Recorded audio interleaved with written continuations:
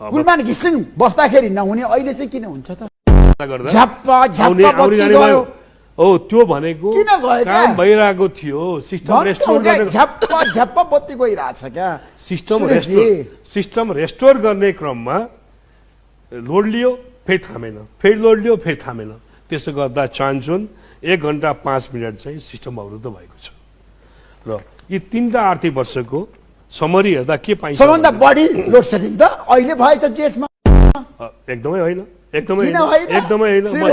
मसँग डेटा छ, हेर्नुहोस् ऋषिजी, मसँग डेटा छ। तपाईँलाई म आफ्नो डेटा यसको समरी सिटबाट मैले लिएको के छ भनेदेखि सिस्टम ट्रिपिङ समरी मसँग छ।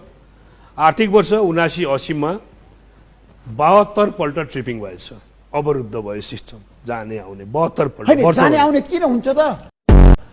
कुलमान घिसिङ बस्दाखेरि नहुने अहिले चाहिँ किन हुन्छ त? कुलमान घिसिङ हुनुहुन्थ्यो 79-80 मा।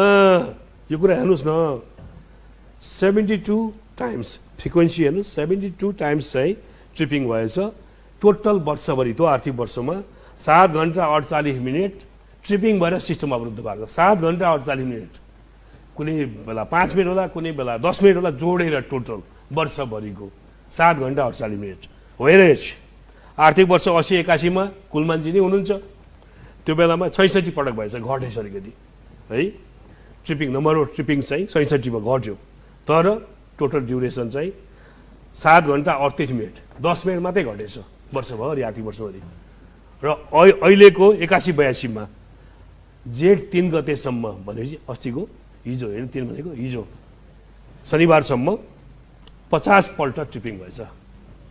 50 पल्ट भनेपछि अगाडि 66 पल्ट भएको थियो। हुन त असारसम्म हामी 66 पुगौँला या नपुगौँला, तर अहिले चाहिँ 7 घण्टा 20 मिनट मात्रै। सुरेशजी, अब तपाईँले आज छातीमा हात राखेर भन्नुहोस् है, लाखौं लाख जनताले जनता जान चाहन्छन् कार्यक्रम हेरेर बसिरहेछन्। ठिक छ, लोड सेडिङ भएको छ कि छैन, कति घण्टा भयो, र लोड सेडिङ नभइकन यसरी समाचार बन्यो होला, जनता यसरी आक्रोशित भयो होला।